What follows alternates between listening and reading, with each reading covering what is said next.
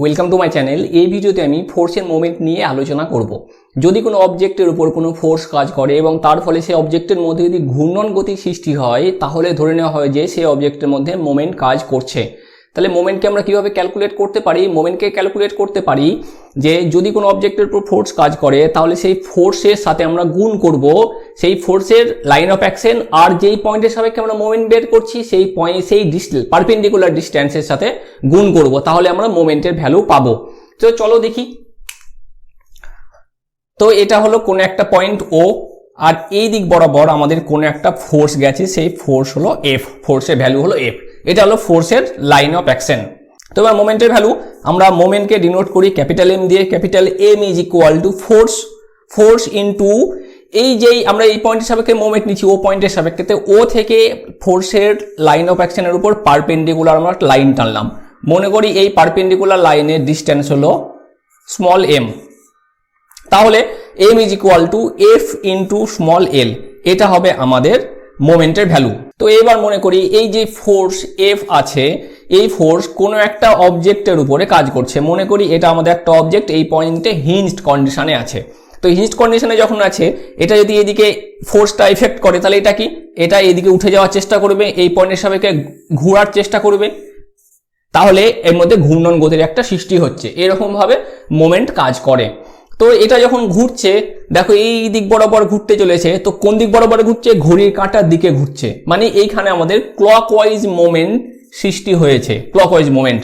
তাহলে এই যে ক্লকওয়াইজ মোমেন্ট সৃষ্টি হলো, এটাকে আমরা ধরে নেব পজিটিভ মোমেন্ট। যদি অ্যান্টি ক্লকওয়াইজ মোমেন্ট সৃষ্টি হতো, মানে মনে করো যে এইখানে আমাদের আর একটা অবজেক্ট আছে, তো এখানে আমাদের কোনো একটা ফোর্স কাজ করছে, ফলে এটা এই দিক বরাবর ঘুরছে, অ্যান্টি ক্লকওয়াইজ ঘুরছে, তাহলে এটা হলো আমাদের অ্যান্টি ক্লকওয়াইজ মোমেন্ট। এটাকে আমরা ধরবো আমরা নেগেটিভ।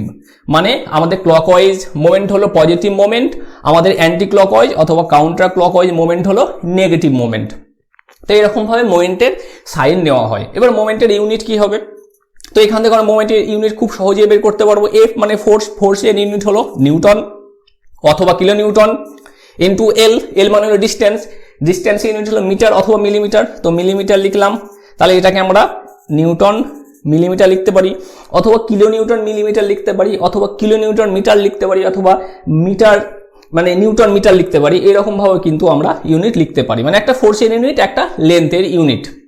তো এই মোমেন্ট নিয়ে একটা সূত্র আছে, সেটা হলো ভ্যারিগনস প্রিন্সিপাল। তো ভ্যারিগনস প্রিন্সিপালে কি বলা হয়েছে, যে কয়েকটি কোপ্ল্যানার ফোর্স যদি একটা অবজেক্টের উপরে কাজ করে, তাহলে সেই ফোর্সগুলির যদি কোনো একটা পয়েন্টের সাপেক্ষে আমরা মোমেন্ট বের করি, তাহলে সেই মোমেন্টের যোগফল কার একটা সমান হবে, কার সাথে সমান হবে? সেই ফোর্সগুলোর রেজাল্ট্যান্টের মোমেন্টের সাথে সমান হবে, যদি আমরা সেই রেজাল্ট্যান্টের মোমেন্ট বের করি সেই পয়েন্টের সাপেক্ষে। এবার ব্যাপারটা আমি ইলাবোরেট করি। মনে করি তিনটে ফোর্স আছে, F1, F2, F3, এই তিনটে ফোর্স আছে। তো এই তিনটে ফোর্সের মনে করো মোমেন্ট আমরা ইন্ডিভিজুয়ালি মোমেন্ট বের করেছি। ইন্ডিভিজুয়ালি মোমেন্ট বের করার পর মোমেন্টের ভ্যালু হয়েছে m1 হলো এদের ইন্ডিভিজুয়াল মোমেন্টের যোগফল। তো এবার এই তিনটে ফোর্সের আমরা রেজাল্টেন্ট বের করলাম আর, ক্যাপিটাল আর।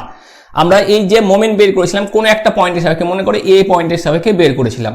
এবার আমরা যে রেজাল্ট্যান্ট পেলাম, রেজাল্ট্যান্ট তিনটে ফোর্সের রেজাল্ট্যান্টে যে ভ্যালু পেলাম, আবার রেজাল্ট্যান্টে যদি আমরা মোমেন্ট বের করি সেই একই পয়েন্টের সাপেক্ষে, এ পয়েন্টের সাপেক্ষে, তাহলে মনে করো তার আমাদের মোমেন্ট হলো m2। তাহলে একই পয়েন্টের সাপেক্ষে আমরা দুটো মোমেন্ট পেলাম, একটা যোগফল আর একটা ইন্ডিভিজুয়াল মোমেন্ট রেজাল্ট্যান্টের। তাহলে ভ্যারিগনস প্রিন্সিপাল বলছে m1 সমান m2 হবে যদি এই কন্ডিশন থাকে। কন্ডিশনটা কি? কন্ডিশনটা হলো যদি তিনটে বা কয়েকটি কোপ্ল্যানার ফোর্স হয়, কোপ্ল্যানার ফোর্সের যদি আমরা কোন একটা পয়েন্টের সাপেক্ষে ইন্ডিভিজুয়াল মোমেন্ট বের করার পরে যদি তাদের যোগ করি এবং তাদের যোগফল এই তিনটে ফোর্সের রেজাল্ট্যান্টের যে মোমেন্ট হবে আমাদের তার সাথে সমান হবে যদি রেজাল্ট্যান্টের মোমেন্ট সেই একই পয়েন্টের সাপেক্ষে আমরা বের করি। এটা হলো ভ্যারিগনস প্রিন্সিপাল।